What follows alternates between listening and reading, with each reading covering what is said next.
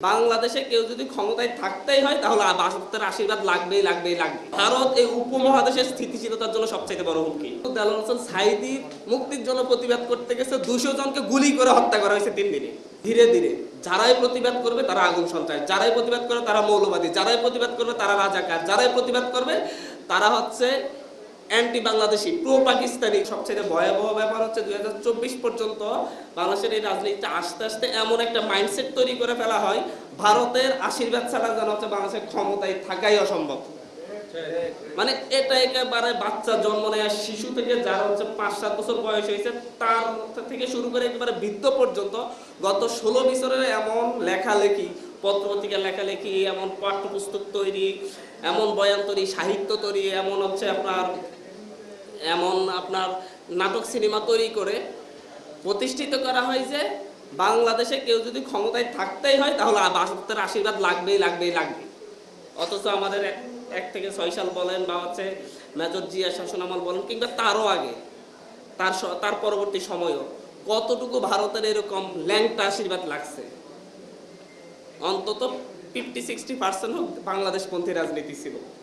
এমন মাইন্ডসেটে যদি হচ্ছে আবার বয়ানটা এমনভাবে প্রতিষ্ঠিত করা হয়েছে গত 16-17 বছরে যে হচ্ছে আপনার বাংলাদেশের মানুষজনকে মনে করানো শুরু করছে যে বাংলাদেশ যেন ভারতের জন্য হুমকি।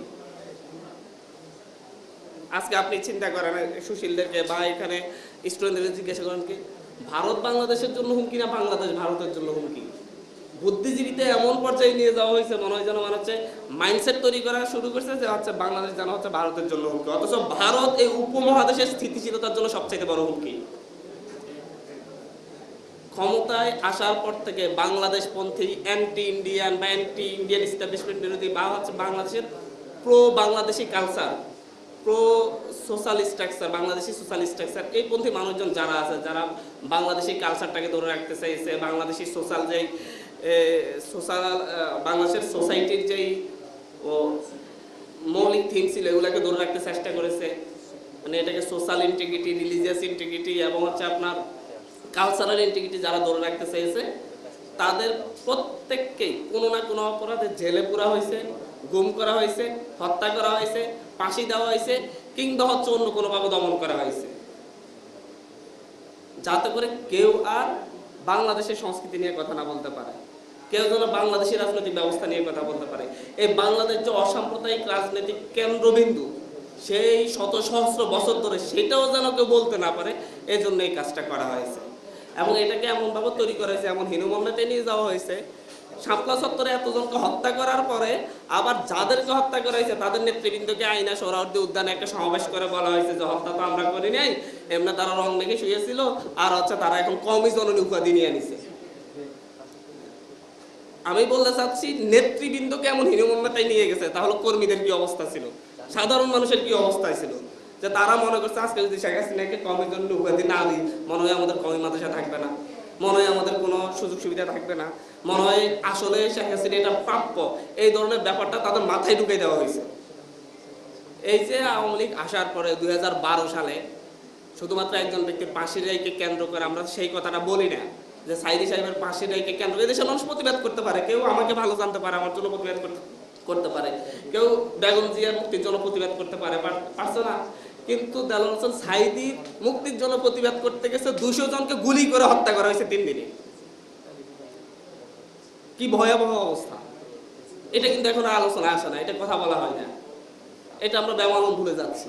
আমরা শাপলা নিয়ে যখন আমরা আলাপ করি 2013, ঠিক একইভাবে 2012 সালের 28 ফেব্রুয়ারি 29 ফেব্রুয়ারির এই হত্যাকাণ্ড নিয়ে আমাদেরকে আলাপ করতে হবে।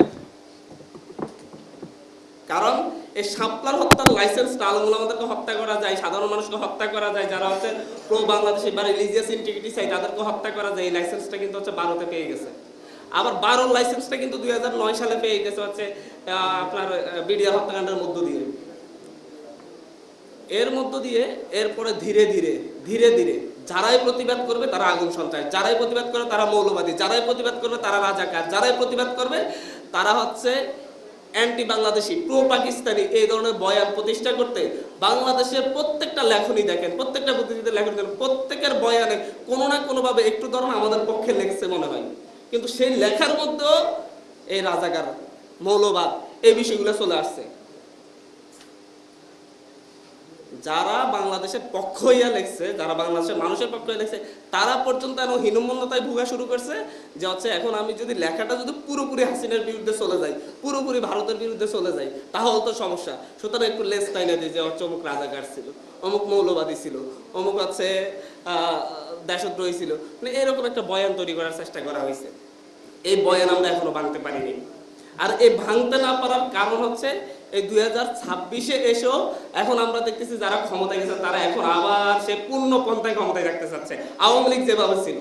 অথচ তাদের অতীত কিন্তু এটা না, তাদের অতীত কিন্তু ইন্ডিয়ার চোখে চোখ রেখে কথা বলার অতীত।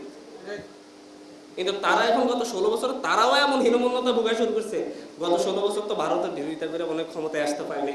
এখন ক্ষমতায় থাকতে হলে ভারতীয় হিজিমনিকে এদেশে জায়গা করে দিতে হবে, দালালিটা করতে হবে। এই হীনমন্যতা থেকে আমাদের পুরো জাতিকে মুক্ত করতে হবে, তাইলে আমাদের মুক্তি মিলবে।